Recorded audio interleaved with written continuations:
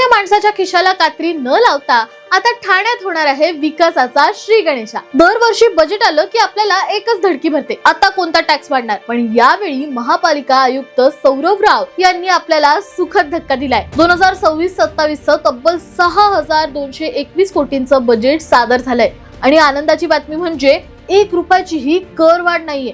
हो, तुम्ही बरोबर ऐकताय, कोणतीही दरवाढ न करता ठाण्याचा कायापालट करण्याचा विडा पालिकेने उचललाय। पण मग हा 6000 कोटींचा डोंगर पालिका सर कशी करणार? तर यावेळी गेम चेंजर ठरणार आहे म्युनिसिपल बॉन्ड्स आणि ग्रीन बॉन्ड्स, म्हणजे शासन निधी आणि खासगी लोकसहभागातून आपल्या शहराचा विकास होणार आहे।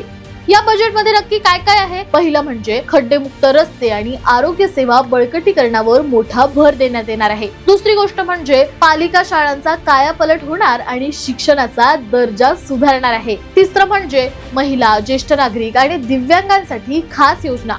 तर तृतीयपंथांसाठी शहरात 4 ठिकाणी खास स्वतंत्र शौचालये उभी केली जाणार आहे। चौथं म्हणजे ग्रीन ठाणेसाठी तलावांचं सुशोभीकरण आणि पर्यावरणावर विशेष भर दिला जाणार आहे। एकूणच काय, तर हे बजेट ठाणेकरांना दिलासा देणारं आणि शहराला गती देणारं आहे। तुम्हाला या बजेट कडून अजून काय अपेक्षा होत्या? कमेंट्स मध्ये सांगा आणि ठाण्याच्या अशाच 0 बजेट अपडेटसाठी सबस्क्राइब करा सलाम ठाणे।